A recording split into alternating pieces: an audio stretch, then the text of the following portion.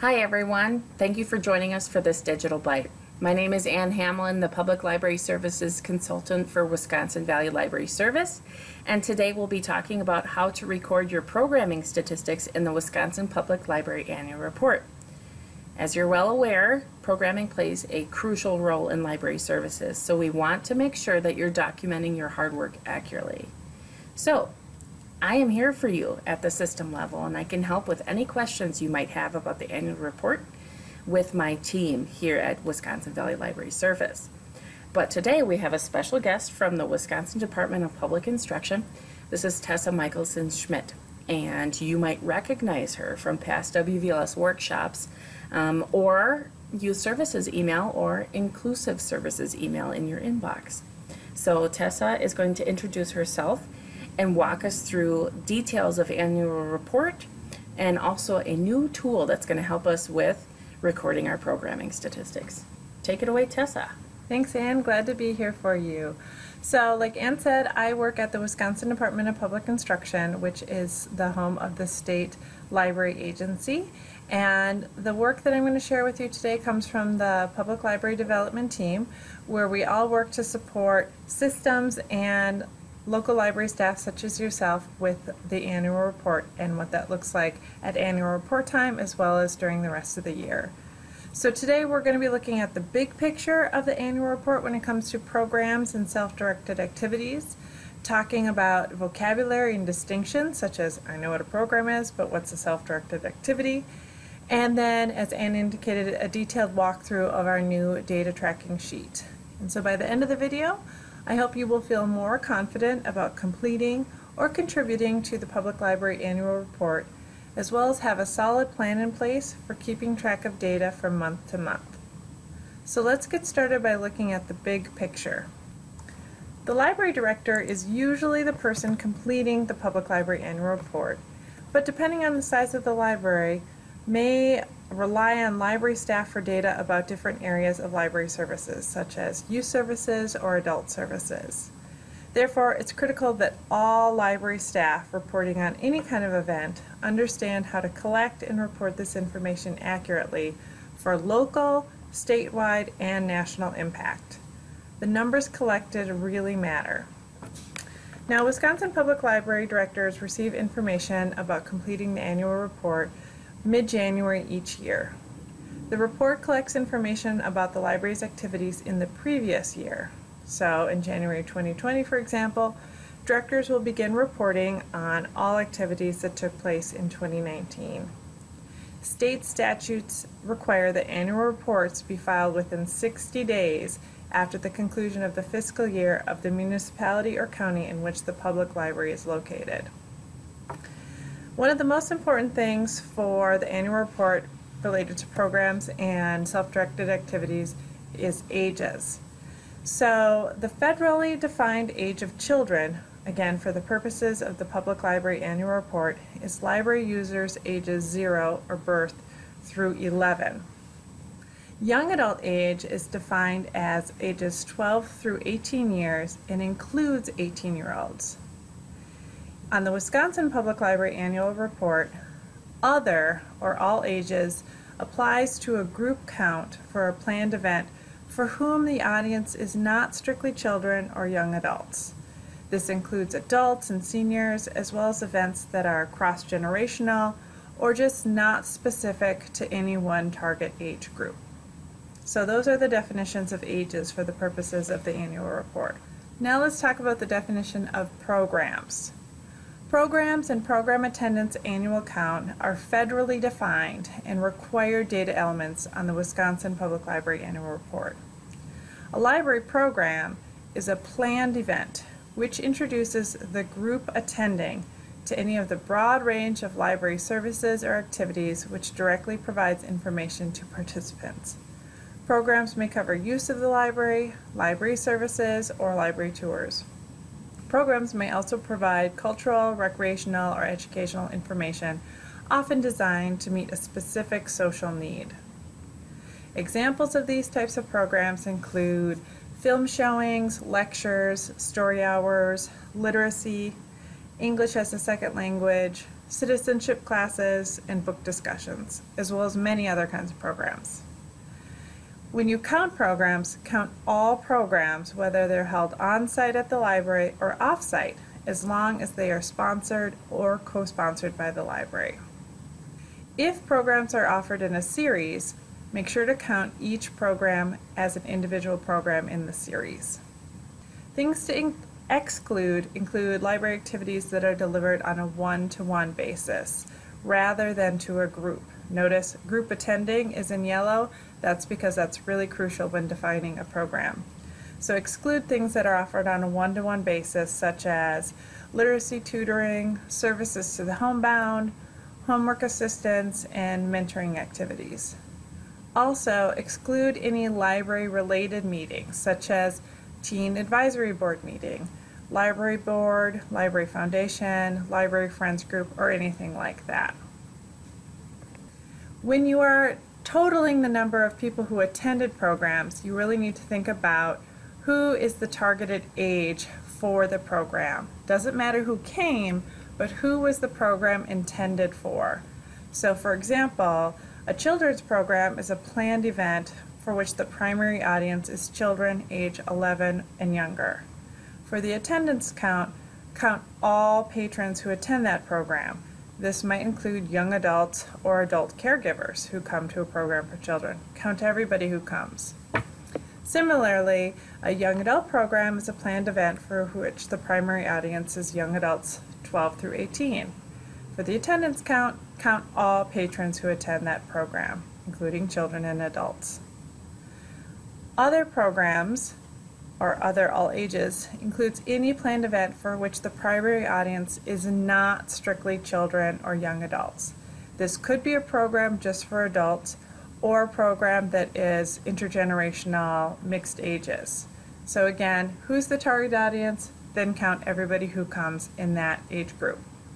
Next, we're going to talk about self-directed activities.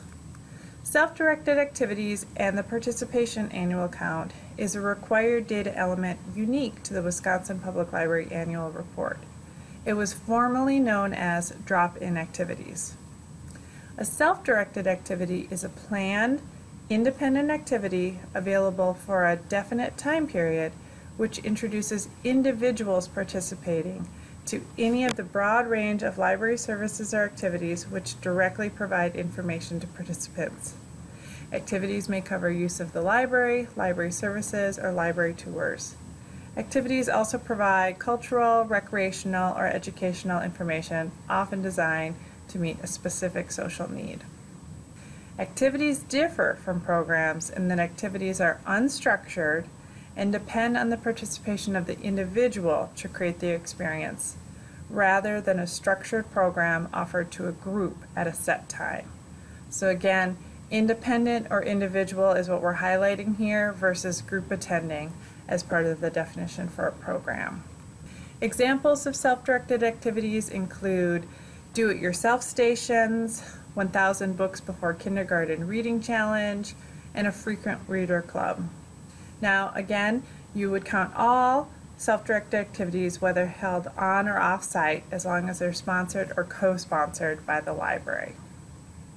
When you are counting the participation count for self-directed activities, just like with programs, first consider the primary audience. Is this for children? Is this intended for young adults? Or is this other all ages? Regardless of who participates, count whoever participated in an activity in that age group.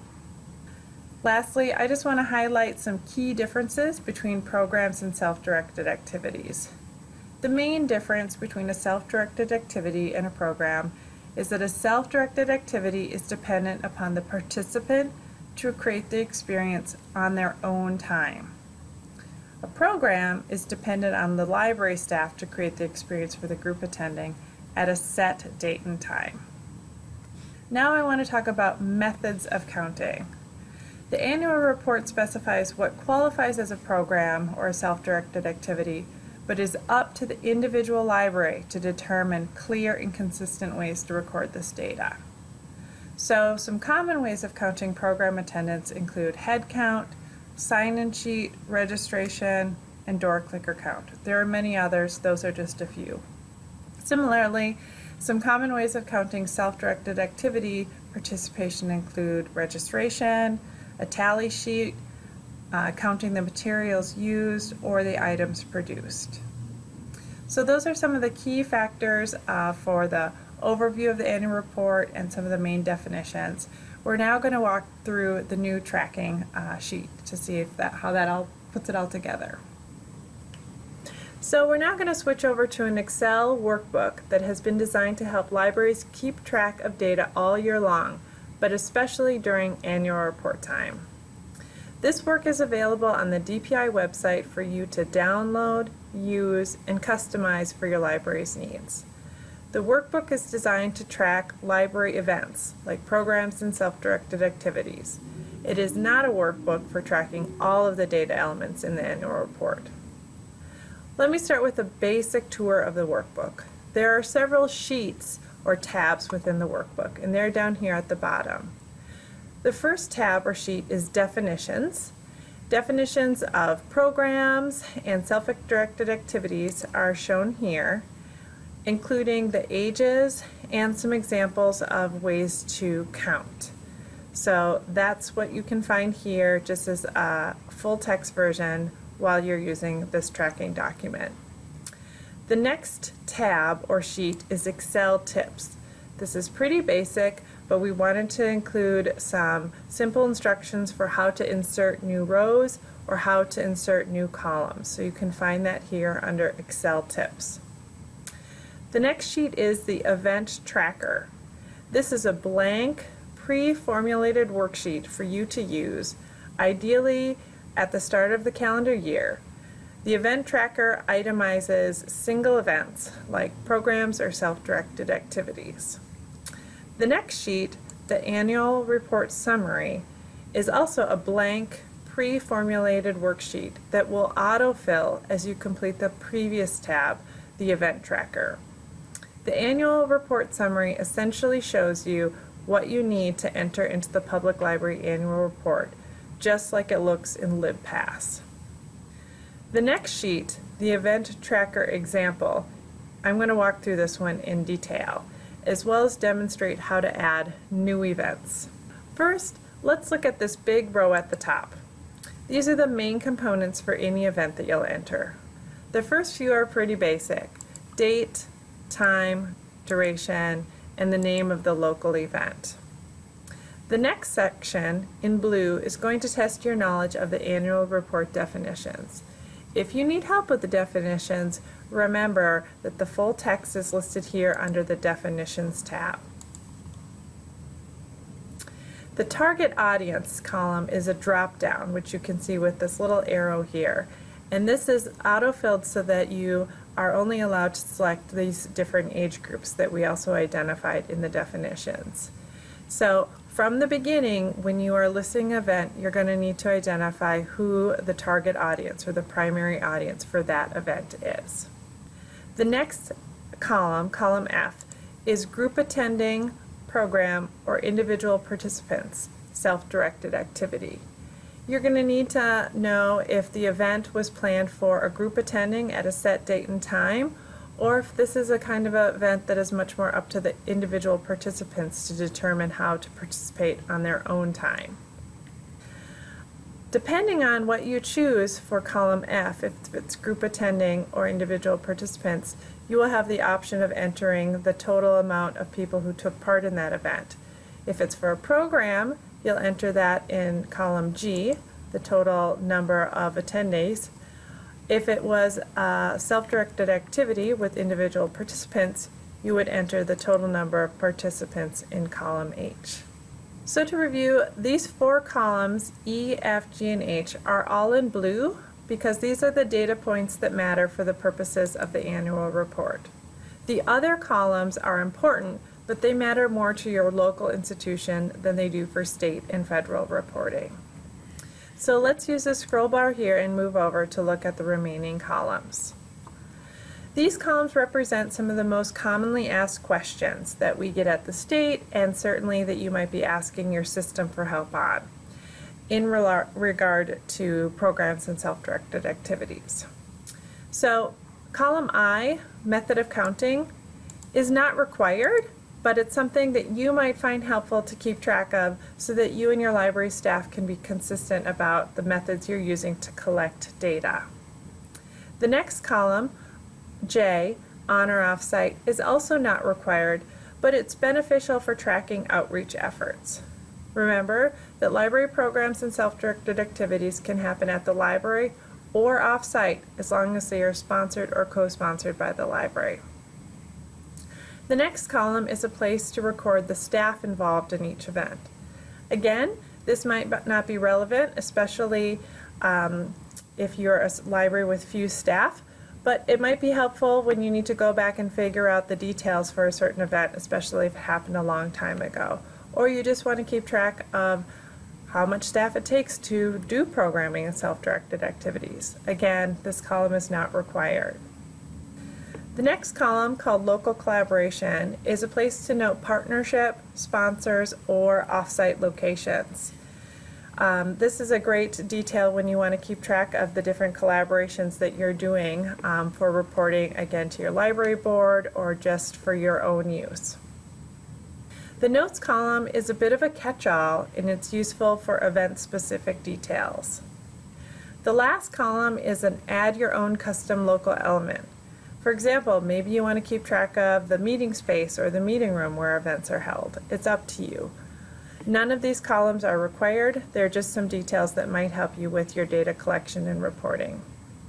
Now that we can see these main categories across the top, let's walk through some of these examples. The first one here is an event from last January, a movie night held at the library. So after these basic details, the date, the time, the duration, the name of the local event, we get to the critical details for the annual report. This is showing that Arctic Dogs, the movie viewing, was a PG animated film, and the target audience for this library program was children. That drop down is pretty easy, so entering this in, you would choose children ages 0 through 11. That's a write-in, so you don't have to type that. As soon as you put your cursor in the box, that's one of the choices to enter. So keep in mind again, if teens or grown-ups attended or anyone else, they all get counted as children, since that's the intended audience. Now for the next question, group attending or individual participation. This event of movie viewing Arctic Dogs is definitely for a group attending.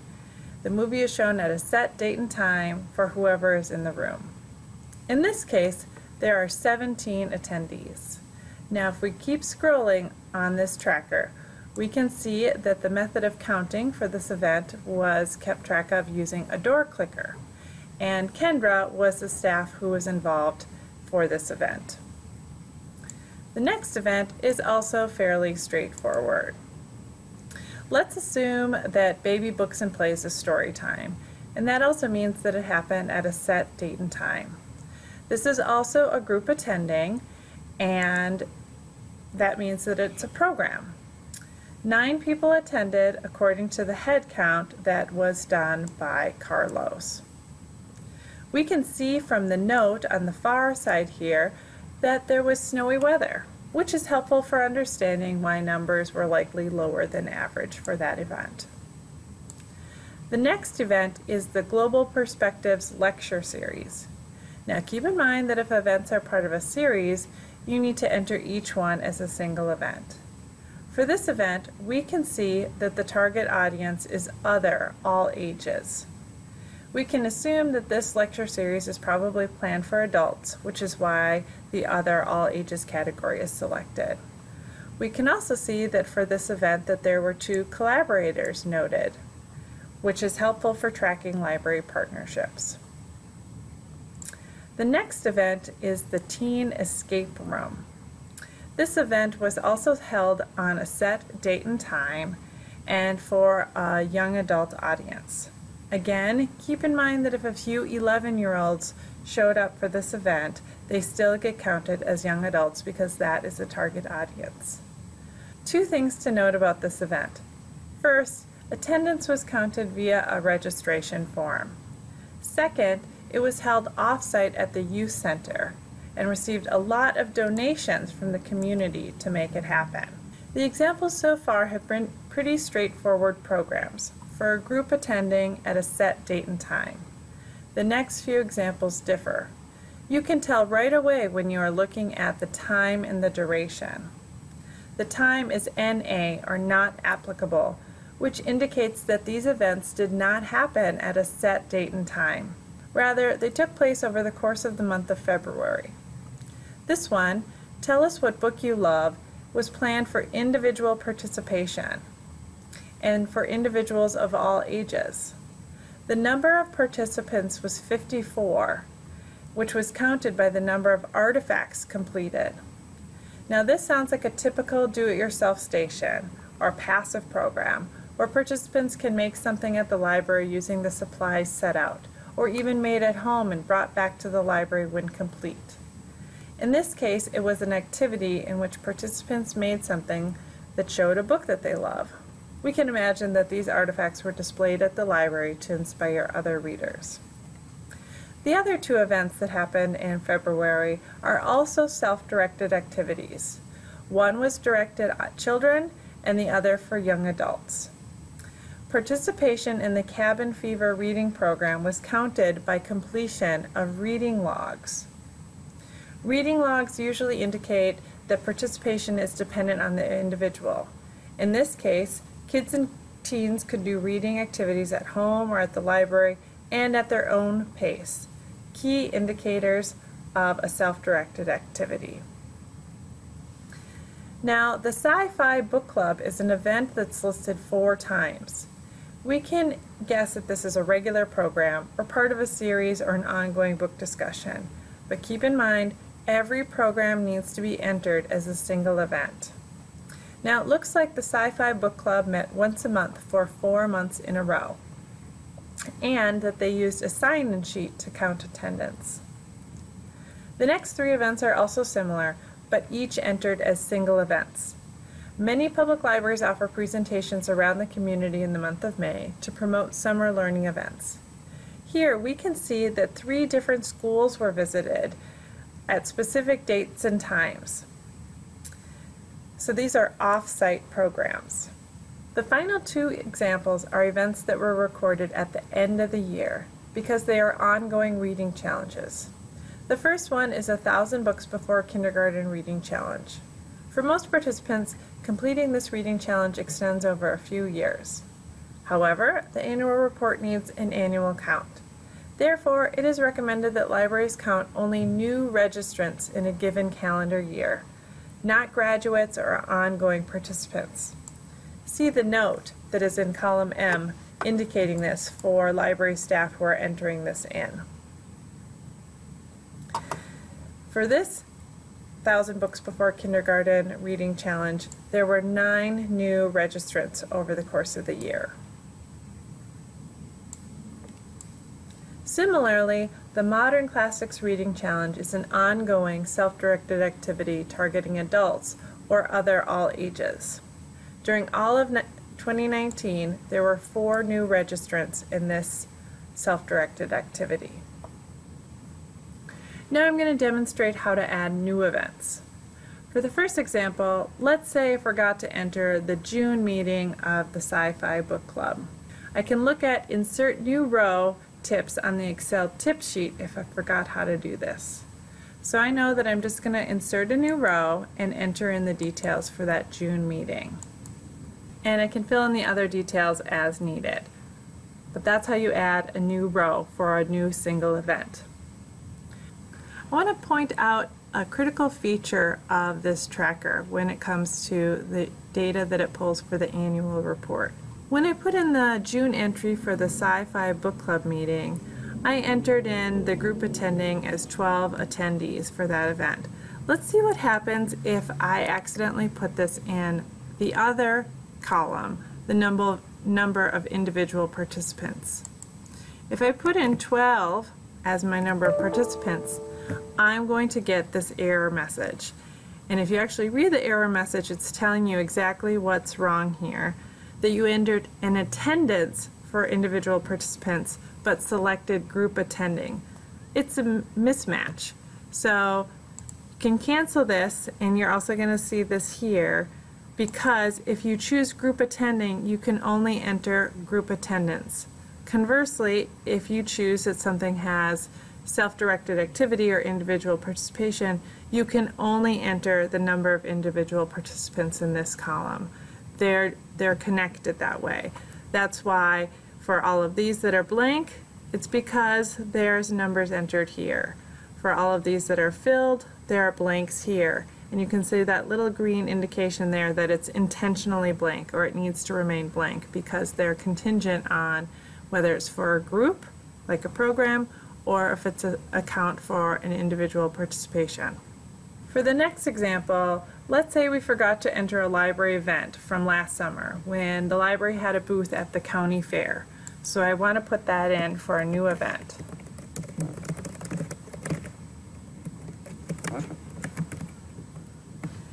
So I enter that in, and then I get over to these critical questions, again up here in blue. So I know that the target audience was other, or all ages, because we were meeting and greeting everybody who stopped by the booth that day. And this was a time when we were passing out library card applications and just representing the library and showcasing some of our materials. I know that the booth was at a set date and time, but when I get to this part here, was it for a group attending or self-directed, it's a little fuzzy. The truth is, this kind of example is neither group attending or individual participants. This kind of event is a one-to-one event, meaning that library staff are available and interacting with individuals. Keep in mind that many libraries offer services like this. They are amazing and should be communicated to your library board and to your community. They are just not reportable on the annual report. For this example, here's how I would enter it. I'm going to leave these sections blank, and instead I'm going to insert a new column that records the information that I want to keep track for our local library. So I'm just going to make a note that we are keeping track of our one-to-one events and the number of interactions that we have in this new column. So at the county fair, we had a lot of individual interactions. In fact, we had 57 different contacts at that event. So I have an account, and I can also say the way that we kept track of that was using a tally. So there is a great way to show that you are having that kind of service to your community, but it's just a different kind of service. In this way, it's a one-to-one, and you have your own method of counting it. So now you can see I've added in all of the details for our June participation in the county fair with the library booth, with the details about how many of interactions we had, who was there, and any other important notes for our event at the county fair. One thing you might want to know about the tracker is that you can do some simple sorting. So for the event that we just added, this June event, it got entered below the December events. And you can simply resort these to put things in chronological order by going up to the sorting feature for each column. In this case, to sort by date, I can click on this sorting and change it to sort from oldest to newest. So right by doing that, it pops in our June event right beneath the May events in chronological order. Now let's say you want to sort column F to bunch together the programs and self-directed activities, just in case you want to have an at a glance or look at what you offered for these different ones. So again, you can go up to the drop down here and sort, and it will lump alphabetically all of the group attending and the individual participants or self-directed activities. You can also highlight these. For example, if I select all of the group attending, and I can see down here that the count is 12. Imagine if you have many things listed here, you're not going to want to count these with your finger row by row. If you simply just highlight, it will show you the count. So you can see that so far in this tracker there have been 12 events reported, in particular 12 programs or events for group attending.